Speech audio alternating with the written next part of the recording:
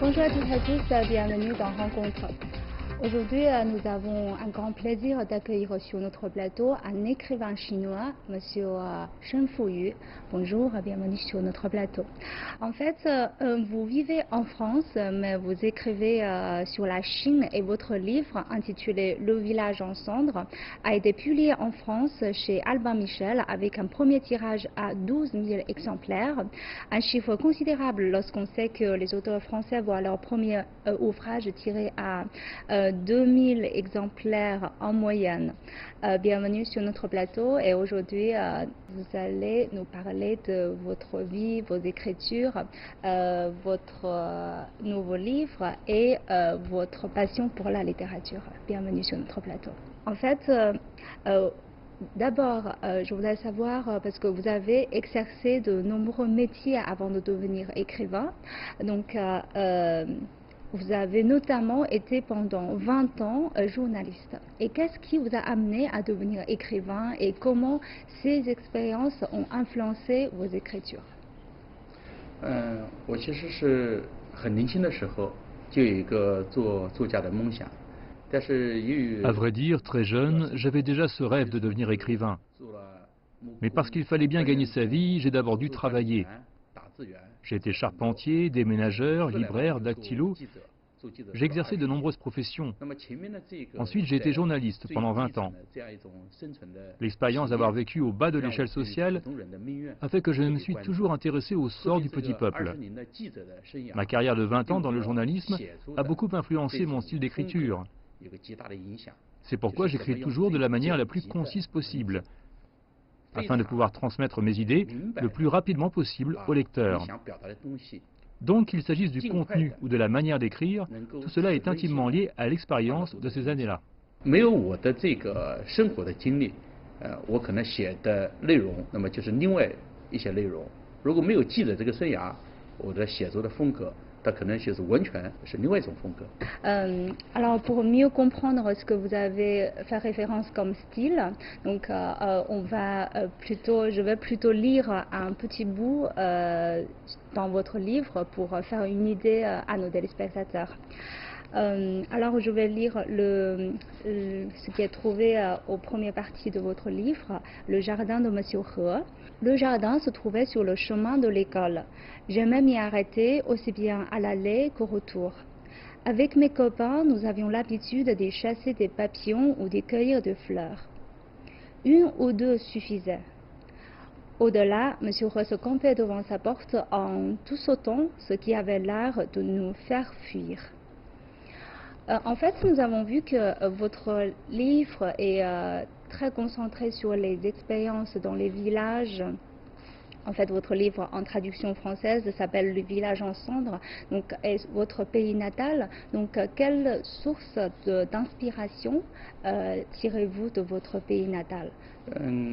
虽然我18岁离开家乡以后，去了很多的地方。 Après avoir quitté mon pays natal à 18 ans, je me suis rendu dans beaucoup d'endroits. Mais une fois que j'ai commencé à prendre la plume, ce que je connaissais le mieux, ce que je souhaitais le plus retranscrire, c'était les gens de mon pays natal, leur visage, leur existence, leur manière de s'habiller, leur mode de vie. Alors, si je n'avais pas écrit sur mon pays natal, je n'aurais peut-être pas été capable d'écrire quoi que ce soit d'autre. Le terroir, c'est comme un rêve pour moi. Je veux toujours y retourner pour ne plus le quitter. 它就像是我一个梦一样，总是要回去，离不开它。 Comme ce que j'ai lu sur le passage, ce passage très dynamique et très enfantine, donc est-ce que pour la plupart des petits passages, petites histoires sont plutôt réels ou plutôt une sorte d'imaginaire? 这本书里面所写的内容，绝大部分都是真实存在的。这是记者生涯。 Presque tout ce qui est décrit dans ce livre a vraiment existé. C'est en pratiquant le journalisme que j'ai acquis ce style, avec ses bons et ses mauvais côtés. L'avantage à mes yeux, c'est que la réalité est très puissante. J'ai vraiment une soif très forte de décrire la réalité. Le côté négatif, c'est que ce type d'écriture est un frein à l'imagination. J'ai écrit 10 livres et pas un seul d'entre eux ne construit un univers s'échappant des contraintes du monde réel. 完全不同于这个世界的一个世界。所以说呢，记者生涯对我来说，它带来这两个方面的不同的方面的改变。En fait, votre livre a été reçu très bien en France. Pensez-vous que c'est justement parce que cette genre de réaliste qui est fait, qui se passe réellement, qui touche le public français? 我想这一个是一个非常重要的原因，因为 Je pense que c'est une raison majeure, parce que beaucoup de Français ont une connaissance très limitée de ce que sont vraiment les Chinois. Il y a beaucoup de gens qui se font une idée de la Chine, qui semble s'être arrêtés à la dynastie des Qing. D'autres pensent que les Chinois sont des sortes de nouveaux riches, parce que les touristes, en visite en France, font la queue dans les grands magasins pour acheter des articles de luxe. Et puis il y a encore d'autres qui s'imaginent que lire les œuvres littéraires chinoises suffit pour comprendre les Chinois. Mais dans les œuvres littéraires, pour exprimer la profondeur du cœur humain, il est nécessaire d'occulter de nombreuses choses, de les distordre, au point souvent de donner une image déformée de ce que sont les Chinois, le résultat étant que beaucoup de gens ont une vision fausse des Chinois. Alors, quand j'ai commencé à fréquenter des Français, l'image qu'ils avaient des Chinois m'a laissé un peu stupéfait. Je ne connaissais rien, je n'étais pas du tout familier avec ces Chinois qu'ils décrivaient. Je ne sais pas d'où vient cette image des Chinois que se sont fabriqués une partie des Français. Après que j'ai sorti ce livre, il y a beaucoup de lecteurs qui m'ont écrit. Ils m'ont dit qu'après l'avoir lu, les Chinois leur paraissaient à la fois étrangers et familiers. La nature humaine consiste à communiquer. Les émotions humaines sont affaires de communication. Ces lecteurs ont trouvé que la vie des Chinois était très poétique, que les relations entre les individus étaient pleines de sentimentalité. Cela leur a paru très émouvant. Mais c'est surtout un travail de leur imagination. Il s'agit d'une Chine magnifiée. 这才是他们想象中的一个应该有的美好的中国的样子。 Vous pensez que ce genre de sentiment interpersonnel, ce sentiment de chaleur, de bienveillance sont quelque chose d'universel? 人与人之间 Quand les gens vivent ensemble, interagissent ensemble, le plus important ce sont les émotions. Il n'y a qu'en partageant ces sentiments qu'on peut vraiment dialoguer et se comprendre. Les lecteurs français découvrent que les manières d'exprimer ces sentiments chez les Chinois et les Français sont au fond très similaires. Tout y a affaire de sensibilité et de délicatesse. C'est pour cela que les lecteurs éprouvent un sentiment de familiarité. Parce que vous avez vécu aussi en France, donc à vos yeux, est-ce que les Français et les Chinois ont effectivement des sentiments très proches, des caractéristiques très proches l'un de l'autre?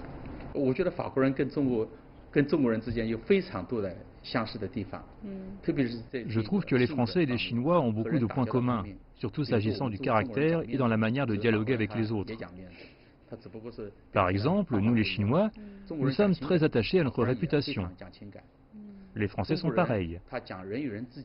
Simplement, la façon de l'exprimer est différente. Les Chinois accordent beaucoup d'importance aux émotions, les Français aussi. Les Chinois font preuve de beaucoup de subtilité dans leur manière de communiquer leurs émotions à autrui, et les Français usent de la même délicatesse. Les Chinois sont en quête de poésie et de beauté, en cela très similaires aux Français. Les manières qu'ont les deux peuples d'exprimer leurs sentiments sont aussi très proches. Par exemple, si un Français est invité par un ami, il va penser à un petit cadeau à lui apporter. Ensuite, on va s'adresser des salutations. On prend en considération les réactions de son hôte. Il s'installe une atmosphère familiale. Au moment de se quitter, il y a aussi une sorte de cérémonial qui dure longtemps. Il faut toujours montrer la tristesse qu'on éprouve à se séparer. Une fois que son invité est parti, l'autre va se demander si tout s'est déroulé sans accroc, s'il n'était pas possible de faire mieux. Les Chinois sont pareils. Quand ils reçoivent un invité, ils vont choisir ce qu'ils ont de meilleur à manger pour régaler leur invité. Ils sont très nerveux à l'idée de se montrer impolis. C'est pourquoi je dis qu'il y a de grandes similarités dans cette minutie, cette sincérité des émotions quand on reçoit des invités.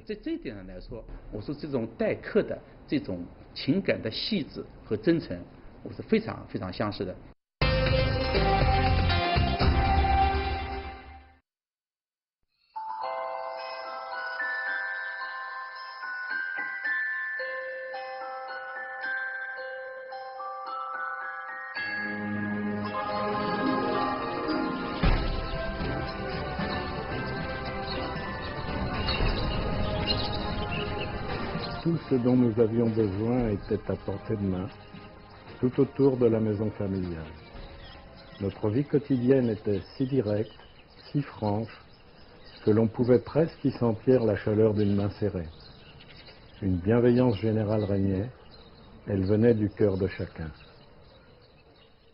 Le jardin se trouvait sur le chemin de l'école. J'aimais m'y arrêter aussi bien à l'aller qu'au retour. Avec mes copains, nous avions l'habitude d'y chasser des papillons ou d'y cueillir des fleurs. L'arbre était en pleine floraison.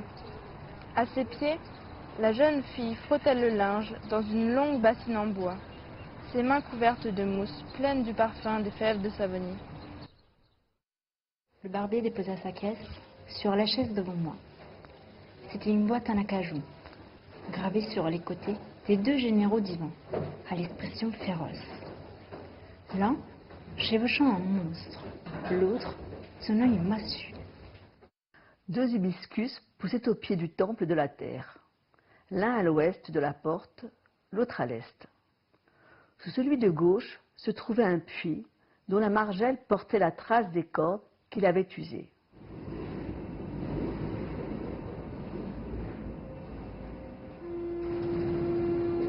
Ma première absence du pays dura 10 longues années.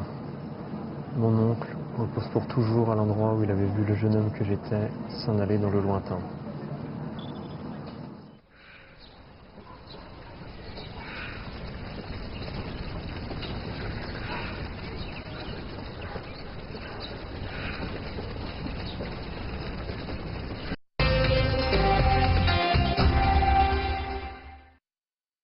Parlant de la France, on sait que vous avez décidé de rester en France après avoir quitté votre travail, puisque vous avez travaillé en France avant. Donc, comment expliquez-vous cette décision?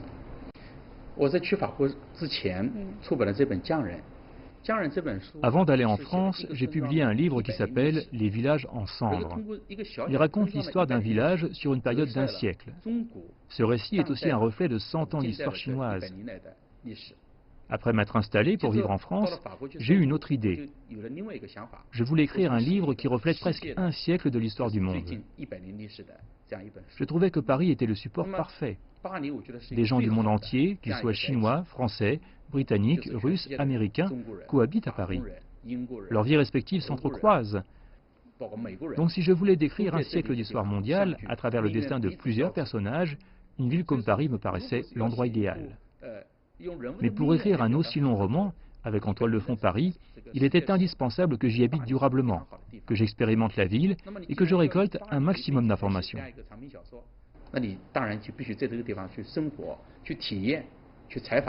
La traduction française du titre de votre livre, Le village en cendres, est très éloignée de du titre d'origine, Jiangren, qu'on peut traduire littéralement comme les artisans.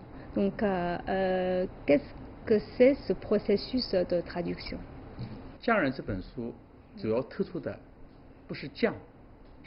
Dans mon livre, ce sont les gens et leur destin que j'ai voulu mettre en avant. Ce ne sont pas les artisans que je décris dans ce livre, mais à travers leur destin, la vie des Chinois au cours de ces 100 dernières années. La transformation des villages, voire leur disparition. Donc la version chinoise de ce roman est un livre à la couverture noire comme le bois qui a été brûlé. En voyant mon livre, la maison d'édition française l'a trouvé étrange. Je leur ai donc expliqué que ce livre représentait à la fois une bûche sortie de la cheminée et une brique de cette même cheminée, tous deux noirs. Les vieux villages chinois sont en train de disparaître. Les jeunes partent vivre dans les villes et il ne reste plus dans les villages que les personnes âgées. Mais à leur mort, ce sont aussi les maisons qui s'effondrent et à terme, c'est le village qui disparaît.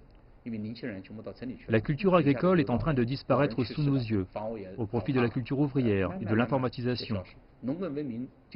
Avec cette explication, la maison d'édition a alors compris que mon livre ne traitait pas des artisans, mais du processus de disparition d'un village.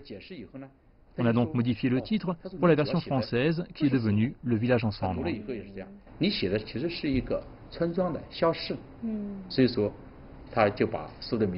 改成了现在这样一个名字。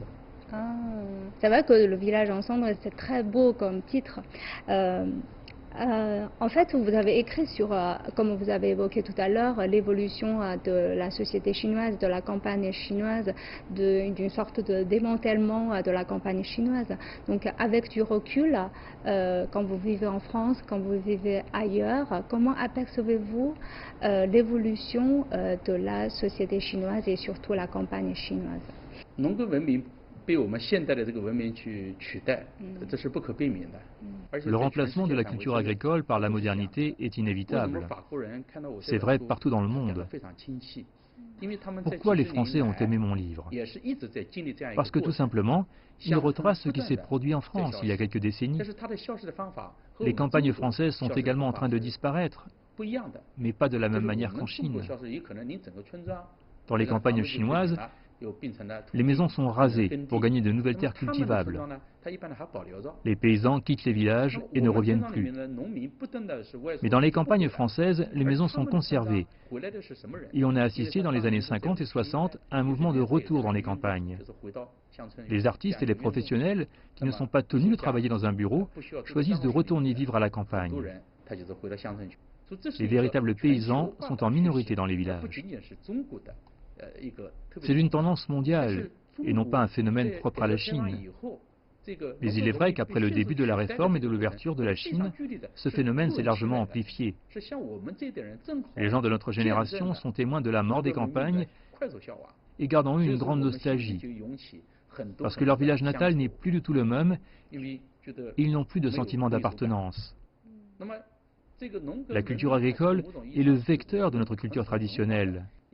Mais une fois disparu, qu'est-ce qui sera le nouveau vecteur de culture? C'est l'une de nos inquiétudes. Nous aurons probablement besoin d'un certain temps pour créer une nouvelle structure culturelle et ainsi soulager nos craintes. Vous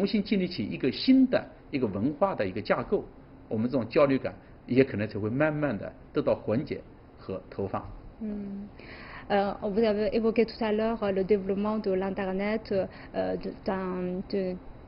d'un démantèlement d'une culture ancienne, une culture traditionnellement basée sur la terre et basée sur quelque chose de solide. Et aujourd'hui, on voit le développement de haute technologie.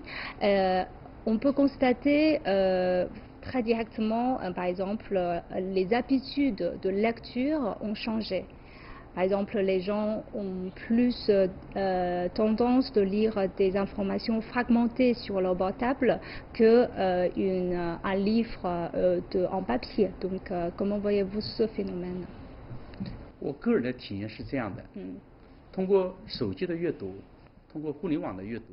Mon expérience est la suivante. Lorsque j'utilise mon portable ou Internet pour lire, j'ai l'impression que c'est une lecture directement effectuée par le cerveau.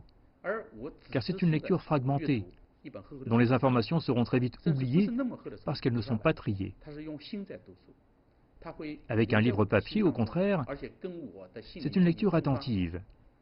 Il y a un contact avec mon esprit. Longtemps après la lecture, il se peut qu'un jour je me souvienne soudainement d'un détail que j'avais lu dans ce livre, et cela va m'enthousiasmer. Donc, deux manières de lire différentes vont apporter deux expériences bien distinctes, et même deux types de contacts avec l'esprit.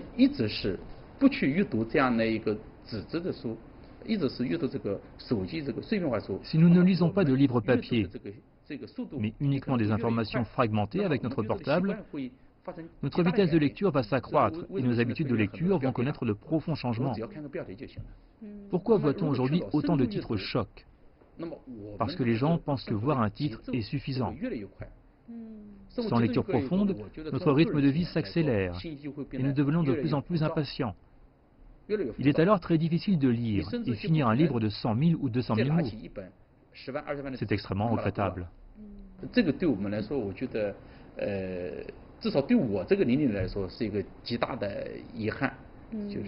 vraiment un choc.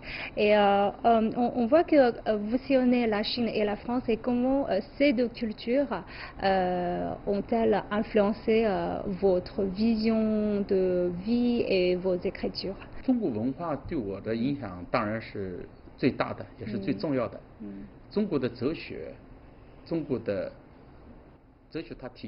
La culture chinoise est évidemment ce qui m'a le plus influencé. Dans la philosophie chinoise, le ciel, la terre et les hommes ne font qu'un. Les hommes vivent dans un cycle qui se renouvelle sans cesse. Alors que dans la culture occidentale, on se penche sur les passions des hommes, les destinées et les conflits du monde. J'étais confronté à ces deux visions du monde. Celle où l'homme et le ciel ne font qu'un, et celle où l'homme est séparé du monde. Mais je pense que c'est la culture chinoise qui m'a le plus influencé dans mes écrits.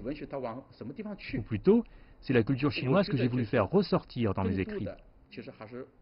Si de nombreux Français lisent de la littérature chinoise, ce n'est pas par intérêt pour la littérature chinoise, mais pour la Chine, sa culture et ses habitants. Comment raconter les Chinois et les histoires de la Chine? C'est la question que je me pose quand j'écris. C'est en partant de là que notre littérature pourra aller plus loin.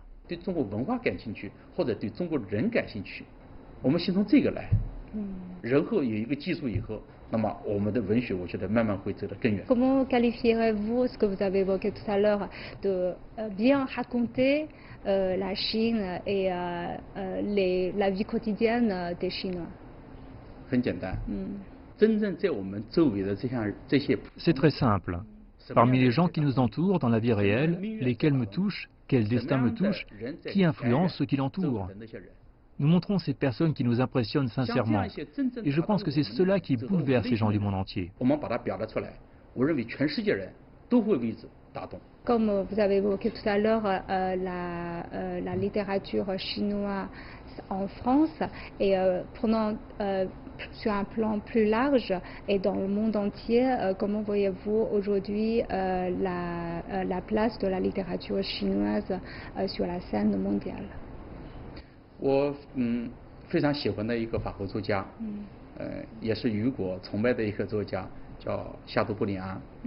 Mon écrivain français préféré est aussi celui qu'admirait Victor Hugo, c'est Chateaubriand. Il vivait à la même époque que Napoléon et il a dit « Napoléon domine la politique, je domine la littérature. » Un écrivain doit avoir de l'ambition. Si les auteurs chinois veulent faire avancer leur littérature et lui trouver une place et un public dans le monde, alors je pense que c'est possible. Il faut que les auteurs eux-mêmes soient déterminés. Ensuite, il faut réfléchir aux moyens d'y parvenir.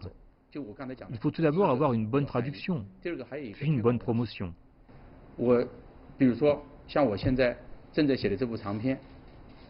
Par exemple, la maison d'édition française m'a donné un conseil pour le roman que je suis en train d'écrire, et qui est de publier l'une après l'autre les versions chinoises, françaises et anglaises de mon livre, voire de les publier tout en même temps à Pékin, Paris et Londres, afin de mieux attirer l'attention.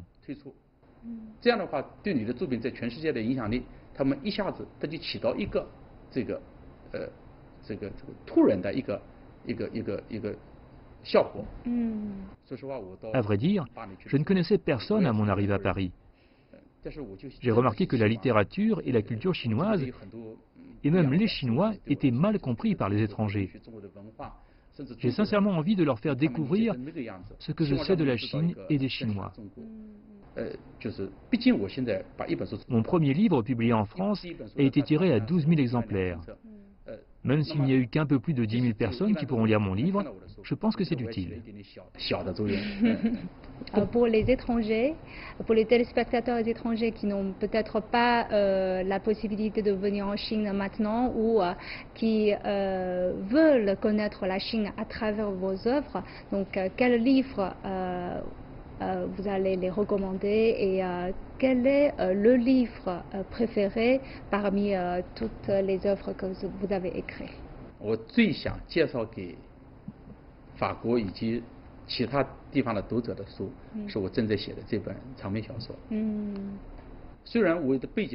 Le livre que je souhaiterais recommander aux lecteurs étrangers est le roman que je suis en train d'écrire.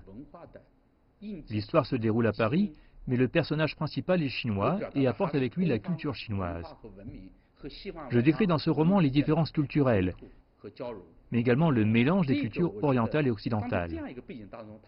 Je pense que dans ce contexte, les lecteurs comprendront mieux comment sont les Chinois et la mentalité chinoise.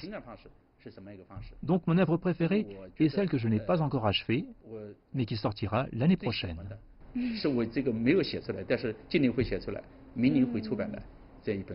C'est très bien que vous allez nous confier un peu les petits secrets concernant le livre que vous n'avez pas encore publié. Où en êtes-vous dans ce projet? Et en fait, quel est le processus d'écriture? Par exemple, est-ce que vous faites encore des interviews ou vous allez lire des livres pour avoir des inspirations? 这本书的卷眉工作是从2016年2月份我就开始了，然后 Le travail sur ce roman a débuté en 2016. Je rencontrais toutes les semaines des Chinois vivant à l'étranger et leurs amis, je prenais des notes et leur posais des questions. J'ai déjà 3 épais cahiers de notes. J'ai également fait énormément de recherches sur l'histoire française du 19e à nos jours, sur la culture, les monuments et les grands personnages français. Le travail sur ce roman a débuté en 2016. Je rencontrais toutes les semaines des Chinois vivant à l'étranger et leurs amis, je prenais des notes et leur posais des questions. J'ai déjà 3 épais cahiers de notes. J'ai également fait énormément de recherches sur l'histoire française du 19e à nos jours, sur la culture, les monuments et les grands personnages français. L'histoire de ce livre s'étale sur 100 ans, depuis la Première Guerre mondiale jusqu'à aujourd'hui.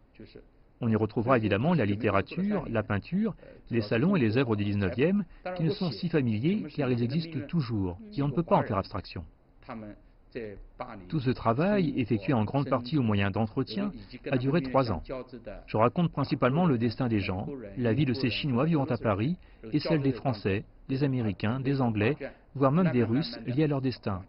C'est une fresque de leur vie. Ça doit être un livre très intéressant, j'ai l'impression. Alors, je vous remercie, M. Chen, d'avoir partagé vos expériences avec nos téléspectateurs.